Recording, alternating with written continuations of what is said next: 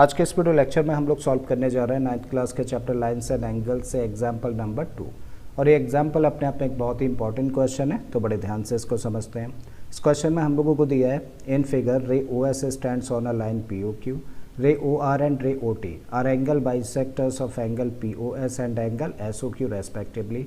If angle P O S equal to x degree then find the measurement of angle R O T. तो question में देखिए हम लोगों को यहाँ पर एक फिगर दे रखी है और इस फिगर में बोला गया है कि पी ओ क्यू क्या है। पी ओ क्यू एक स्ट्रेट लाइन है और अब इस स्ट्रेट लाइन के ऊपर एक रे फॉल करती है जिसका नाम क्या है ओ एस। और इस ओ एस रे के फॉल होने से इस लाइन के ऊपर दो एंगल्स बन जाते हैं। पहला कौन सा, देखिए ये वाला जिसका नाम क्या है एंगल पी ओ एस, जबकि दूसरा एंगल फॉर्म होता है ये वाला और इसका नाम क्या है एंगल क्यू ओ एस। ठीक है, फिर उसके बाद बोला गया है कि इस एंगल का एंगल बाइसेक्टर है क्या ओ आर, जबकि ओ टी एंगल बाइसेक्टर है इस एंगल का। साथ में हम लोगों को दिया है कि अगर एंगल पी ओ एस मतलब इस एंगल का मेज़रमेंट अगर x डिग्री है तो उस केस में एंगल आर ओ टी यानी कि इस एंगल का मेज़रमेंट क्या होगा। ठीक है, तो चलिए क्वेश्चन स्टार्ट करते हैं और इस एंगल का मेज़रमेंट फाइंड करते हैं। अब क्वेश्चन को स्टार्ट कर रहे हैं हम लोग इस गिवन कंडीशन के साथ में। तो हम लोगों को क्या दिया है, हम लोगों को दे रखा है कि angle P O S equal to what x degree. अब ये वाला एंगल हम लोगों को दे रखा है कितने डिग्री का, x डिग्री का। तो हम लोग इस एंगल को लेट कर लेते हैं बेटा क्या, y डिग्री। ठीक है, इस चीज़ को मेंशन करते हैं। So let angle Q O S equal to what y degree. अब देखिए ये वाला जो एंगल है वो x डिग्री का है जबकि ये एंगल है y डिग्री का। जब इन दोनों एंगल्स को हम लोग प्लस करते हैं तो इनका मेज़रमेंट कितना होना चाहिए, 180 डिग्री। लीनियर पेयर में होने की वजह से इस पॉइंट को मेंशन करते हैं। So now angle POS plus angle QOS, जब दोनों को प्लस करेंगे तो दोनों का मेज़रमेंट किसके इक्वल होगा, 180 डिग्री के इक्वल। और इसका रीज़न क्या है, लीनियर पेयर। ठीक है, अब एंगल POS की जगह पे क्या रख सकते हैं हम लोग, इसकी जगह पे रख सकते हैं x, जबकि एंगल QOS हम लोगों ने लेट किया है कितना, y। तो x प्लस वाई कितना निकल के आ जाता है, इसकी वैल्यू निकल के आ जाती है 180 डिग्री। और ये बड़ा इंपॉर्टेंट पॉइंट है तो मान लेते हैं इसको इक्वेशन नंबर 1। ठीक है, अब आते हैं फिर से देखिए इस कंडीशन पर। ओ आर हम लोगों को दे रखा है क्या, एंगल बाइसेक्टर किस एंगल का, एंगल पी ओ एस का। तो ओ आर क्योंकि एंगल बाइसेक्टर है इस एंगल का, तो इस एंगल को दो इक्वल पार्ट्स में डिवाइड करेगा। मतलब ये पार्ट किसके इक्वल होगा, इस पार्ट के इक्वल होगा। और दोनों में से हर एक पार्ट इस पूरे का हाफ होगा। बात समझ आती है।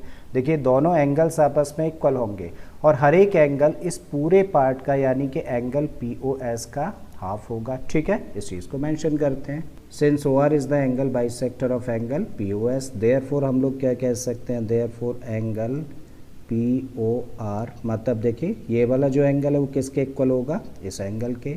So this angle must be equal to angle R O S. और ये दोनों ही एंगल्स किसके बराबर होंगे, इस पूरे एंगल के हाफ के बराबर। और पूरे एंगल का मेज़रमेंट तो क्या है, x है ना।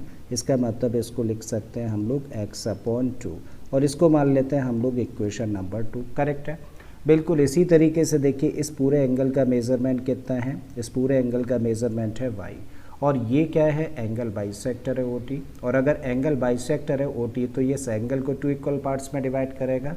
मतलब ये एंगल इक्वल होगा इस एंगल के और दोनों में से हर एक पार्ट इक्वल होगा किसके, इस पूरे एंगल के हाफ के यानी कि y/2 के। इस चीज़ को भी मेंशन करते हैं हम लोग। Since O T is the angle bisector of angle Q O S, therefore ये दोनों एंगल्स कैसे होंगे, इक्वल होंगे। तो लिख सकते हैं हम लोग therefore angle S O T must be equal to angle Q O T. और दोनों एंगल्स में से हर एक इक्वल होगा किसके, पूरे एंगल के हाफ के यानी कि y/2 के। और इसको मान लिया हम लोगों ने इक्वेशन नंबर 3। अब फाइनली हम लोगों को निकालना क्या है, हम लोगों को मेज़रमेंट फाइंड करना है एंगल आर ओ टी का। मतलब ये वाला जो एंगल है वो है एंगल आर ओ टी, जिसके अंदर देखिए कौन कौन से एंगल्स आ जाते हैं। अगर पूरे एंगल का मेज़रमेंट निकालना है तो हमें प्लस करना होगा इस एंगल को और इस एंगल को। ठीक है, तो हम लोग लिख सकते हैं therefore now angle R O T. और आर ओ टी को हम लोग क्या लिख सकते हैं, this equal to what, angle R O S plus angle S O T. So this equal to angle R O S और साथ में प्लस कर दें किसको, एंगल एस ओ टी को। ठीक है, so this equal to angle R O S देखो यहाँ पे एंगल आर ओ एस है और इसका मेजरमेंट तो किसके इक्वल है, x/2 के इक्वल है। फ्रॉम इक्वेशन नंबर 2 रख देते हैं भाई यहाँ पे। तो यहाँ हम लोगों ने रखा x/2। बिल्कुल इसी तरीके से एंगल SOT देखें तो एंगल SOT हम लोगों को यहाँ पर दिखता है और ये किसके इक्वल है, ये इक्वल है y/2 के। तो इसके प्लेस पे हम लोगों ने रख दिया क्या, y/2। अब देखिए कितने टर्म्स हैं, 2 टर्म्स हैं और दोनों ही टर्म्स में कोई चीज़ कॉमन है, यस 1/2 कॉमन है। तो हम लोगों ने 1/2 कॉमन लिया। जब 1/2 हम लोगों ने यहाँ से बाहर रख दिया तो यहाँ मिलता है हम लोगों को x और यहाँ इस टर्म में से रह जाता है क्या, y। So this equal to 1/2 as it is हम लोगों ने रखा और x + y है ना। अब देखो x + y की तो वैल्यू हम लोगों के पास में है कितनी, 180 फ्रॉम इक्वेशन नंबर 1। तो यहाँ पे हम लोग रख देते हैं 180 और जब इसको हम लोग कैंसिल करें तो कितने टाइम कैंसिल हो जाएगा, 90 टाइम्स। इसका मतलब इस एंगल का मेज़रमेंट कितना निकल के आ जाता है, 90 डिग्री निकल के आ जाता है एंगल ROT का मेज़रमेंट। और यही चीज़ हम लोगों को फाइंड करनी थी। ठीक है, तो मुझे उम्मीद है स्टूडेंट्स कि आप लोगों को ये क्वेश्चन अच्छे से समझ आ गया होगा। अगर ऐसा है तो प्लीज़ वीडियो को लाइक कर दें, चैनल को सब्सक्राइब कर लें और बाकी के इसी तरीके के क्वेश्चंस के लिए प्लेलिस्ट पर चले जाइए। ऑलरेडी इस तरीके के बहुत सारे क्वेश्चंस मैंने अपलोड किए हैं।